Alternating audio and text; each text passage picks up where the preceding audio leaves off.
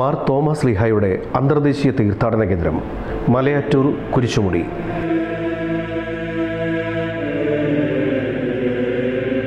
ലോകരക്ഷകനായ യേശുവിൻ്റെ 12 ശിഷ്യന്മാരിൽ ഒരാൾ ദിദിമോസ് എന്നറിയപ്പെട്ടിരുന്ന ഇദ്ദേഹം ഗലീലിയ സ്വദേശിയായിരുന്നു.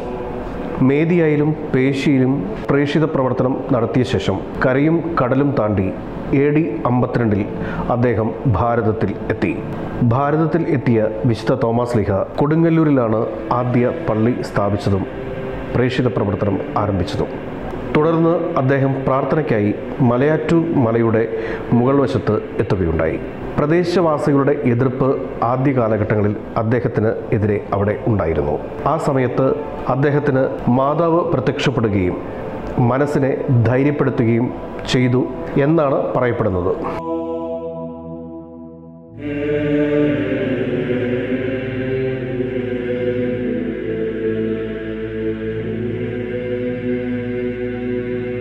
മലയാറ്റൂർ മലയുടെ മുകളിൽ പാറയിൽ ഇരുന്ന് മുട്ടുകുത്തി പ്രാർത്ഥിക്കുകയും പാറയുടെ മുകളിൽ കുരിശ് വരയ്ക്കുകയും ചെയ്തിരുന്നു തോമസ് ശ്ലീഹ. കുറച്ച് നാളുകൾക്ക് ശേഷം മലവേടന്മാർ മലയാറ്റൂർ മലയുടെ മുകളിൽ എത്തുകയും ഈ പാറയിൽ വിശ്രമിക്കുകയും ചെയ്തു. അങ്ങനെ അവരുടെ ശ്രദ്ധയിൽ ഈ കുരിശ് ശ്രദ്ധയിൽപ്പെട്ടു. പക്ഷേ അതൊരു സ്വർണ്ണക്കുരിശായിരുന്നു. ഈ സ്വർണ്ണക്കുരിശിൽ അവർ തൊട്ടപ്പോൾ അതിൽ നിന്നും രക്തം ഒഴുകുകയുണ്ടായി.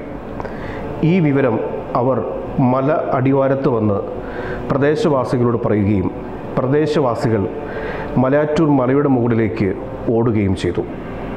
അന്നു മുതലാണ് മലയാറ്റൂർ തീർത്ഥാടനത്തിന് തുടക്കം കുറിക്കുന്നത്.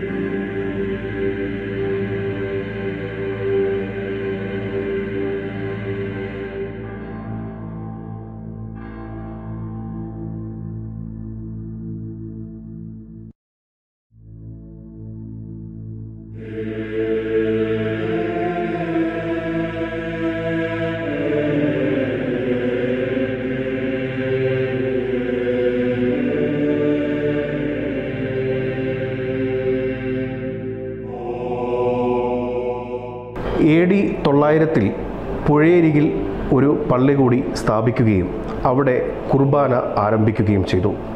മല കയറാൻ സാധിക്കാത്ത ആളുകൾ ഈ പള്ളിയിൽ വരികയും പ്രാർത്ഥിക്കുകയും ഒരുപാട് അത്ഭുതങ്ങൾ നടക്കുകയും ചെയ്യാറുണ്ട്. വിശുദ്ധ തോമസ് ശ്ലീഹ ഭാരതത്തിൽ സ്ഥാപിച്ച 7.5 പള്ളികളിൽ അരപ്പള്ളിയാണ് മലയാറ്റൂർ പള്ളി. മലയാറ്റൂർ മലയുടെ മുകളിലുള്ള ആനകുത്തിയ പള്ളിയും വളരെ പ്രസിദ്ധമാണ്.